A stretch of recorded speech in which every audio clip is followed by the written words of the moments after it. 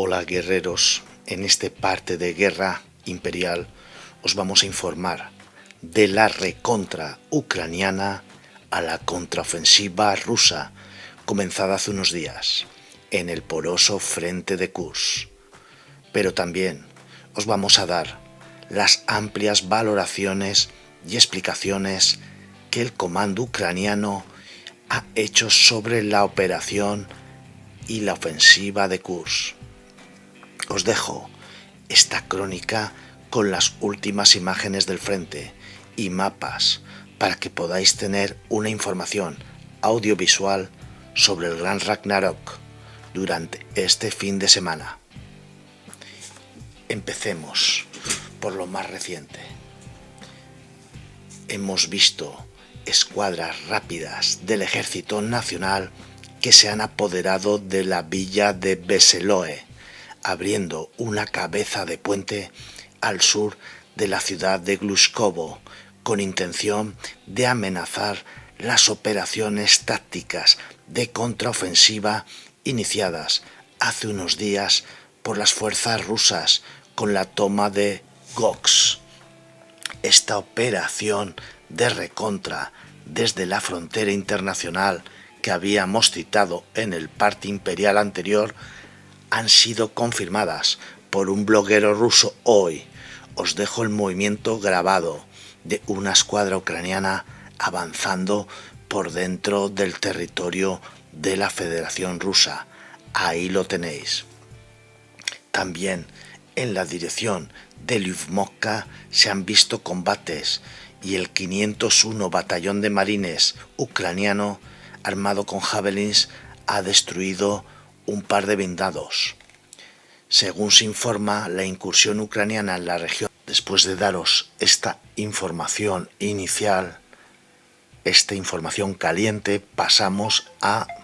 Ahora, después de haberos dado esta última información sobre lo que está pasando en el frente de Kursk, ayer o antes de ayer os había hablado de la contraofensiva ucraniana, paso a haceros una valoración por parte de las autoridades ucranianas de por qué se realizó la ofensiva. Esto es una crónica, entonces os puede resultar de interés su análisis, porque según las motivaciones que plantea uno u otro podéis sacar vuestras propias conclusiones. Según se informa, la incursión ucraniana en la región de Kursk ha frustrado las operaciones ofensivas rusas planeadas a lo largo de la zona fronteriza internacional, que probablemente tenían como objetivo expandir el área de operaciones de combate activas a través de un frente más amplio en el noroeste de Ucrania. El presidente ucraniano Volodymyr Zelensky declaró el 13 de septiembre que la operación ucraniana en la región de Kursk detuvo los planes rusos de crear varias zonas de amortiguación a lo largo de la frontera ucraniana, de este a norte, incluso en la región de Sumy.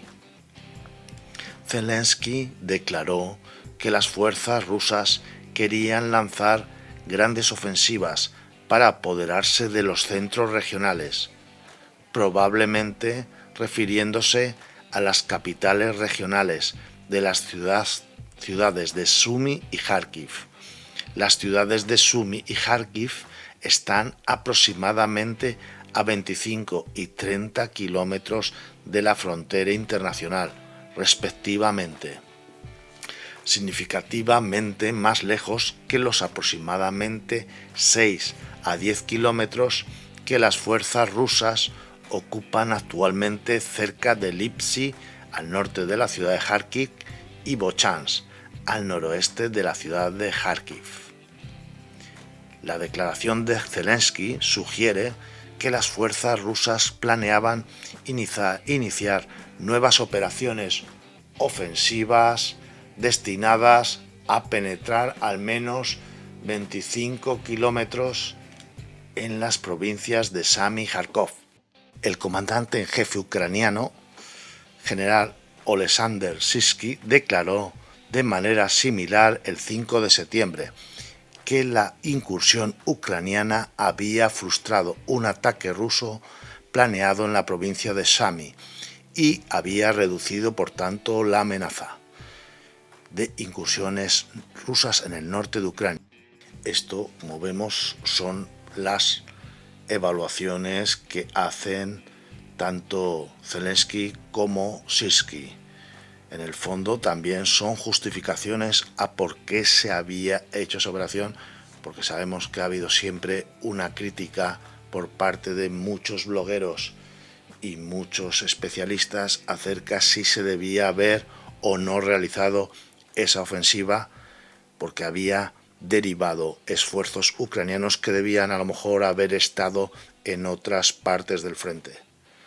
Estos son justificaciones, pero bueno, es interesante que como crónica os lo transmitamos. Por tanto, se había evaluado que la operación ofensiva rusa en la provincia de Kharkov tenía como objetivo, por parte del ejército federal, fijar la mano de obra y el material ucranianos a lo largo de la frontera norte, lo que otorgaba a las fuerzas de la Federación oportunidades para volver a intensificar las operaciones ofensivas en otras áreas de prioridad del teatro.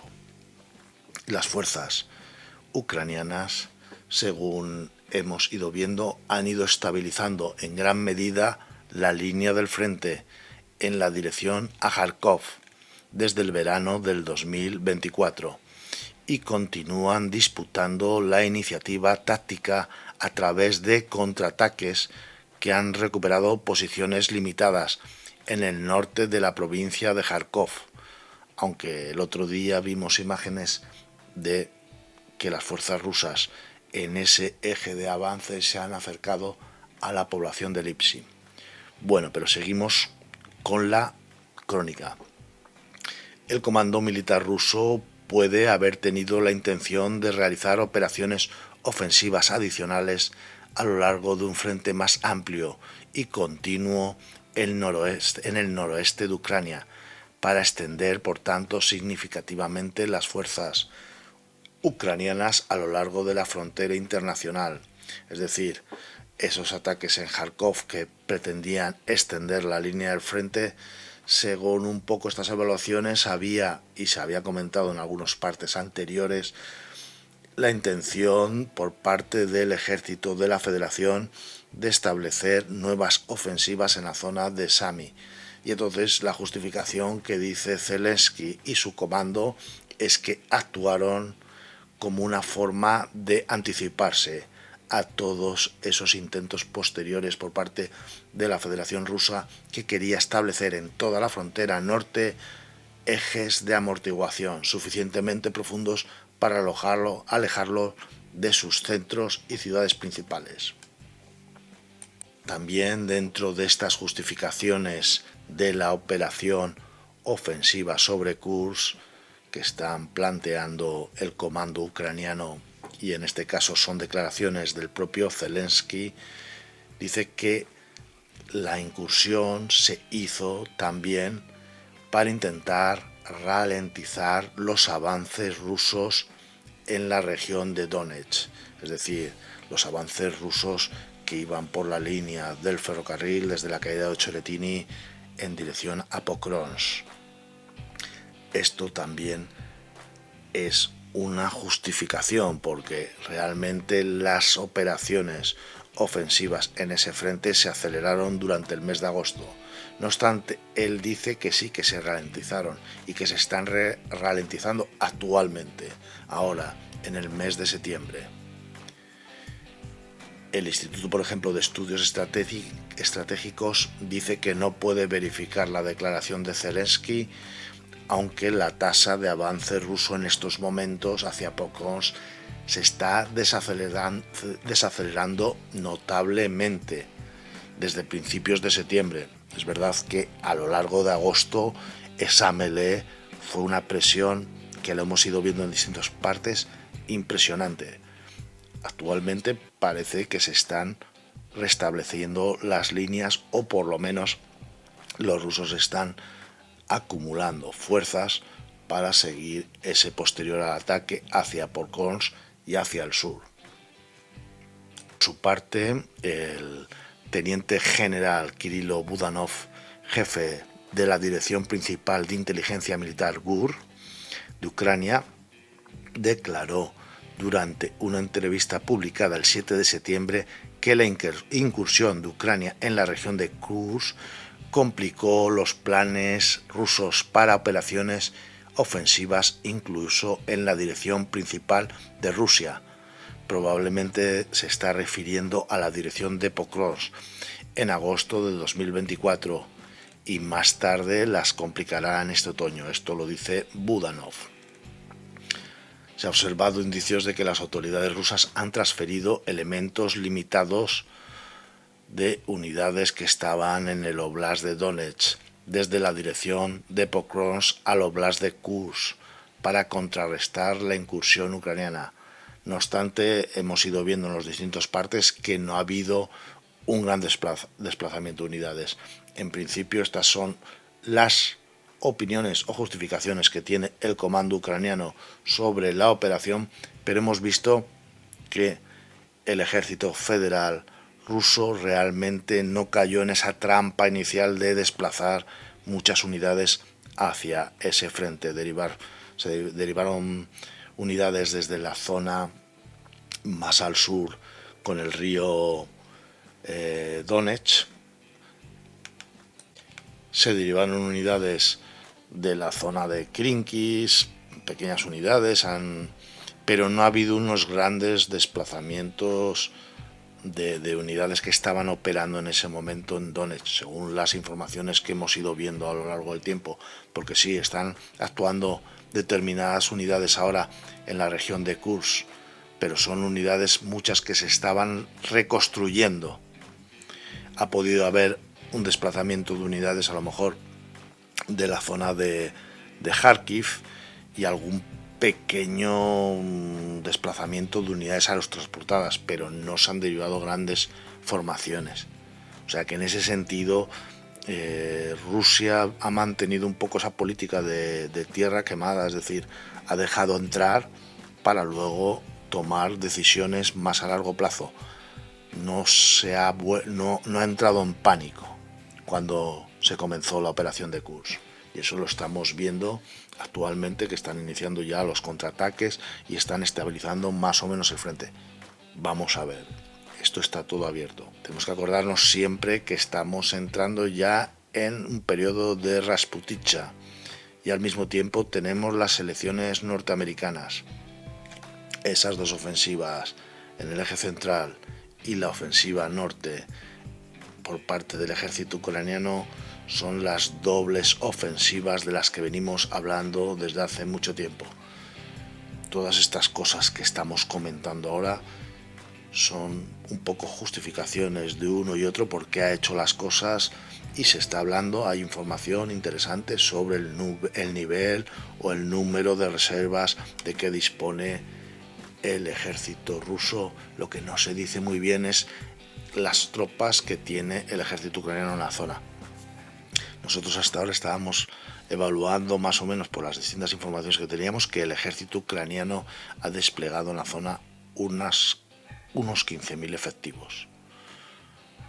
Eso tienen que ir rotando, tienen que ir reforzándose, pero si tienes 15.000 efectivos en la zona de Kursk y en esos momentos en la zona, parece que las zonas de Donetsk, en la zona principal de Pokrovsk, también se estaba evaluando que andaban por 15.000 efectivos. En todo momento estamos en el número de tropas, estamos evaluando que Ucrania está manejando de 1 a 4 efectivos de diferencia con los rusos en estos dos frentes principales, en estos momentos más activos.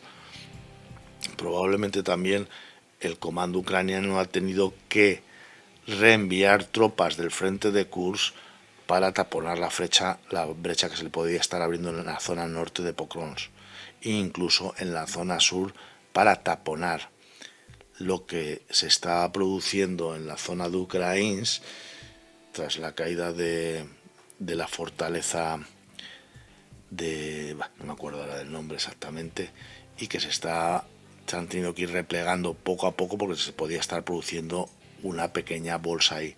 Pero parece ser que esas fuerzas las habían reenviado desde la zona de Vuhledar para proteger la zona sur. Es un desplazamiento más corto y por eso también en ese momento aprovechó el ejército federal para reiniciar los ataques en esto que ya venimos a llamar la segunda batalla de Bakhmut. Es decir, hay movimientos de tropas sobre dilatación de frentes y está claro que al final cuenta con menos efectivos el ejército ucraniano que el ejército federal, con lo cual veremos cómo se desarrolla todo esto las próximas semanas. Bueno, guerreros y camaradas de ambos bandos, os he dejado este amplio informe con imágenes y mapas y podéis escucharlo y sacar vuestras propias conclusiones.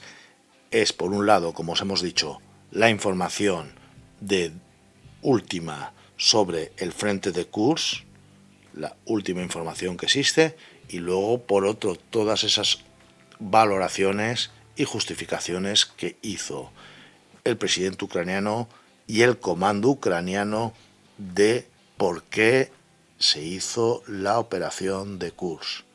Sus efectos totalmente los iremos viendo a lo largo del tiempo. La justificación es esa. Bueno, chicos, que tengáis un buen fin de semana. Hasta la próxima.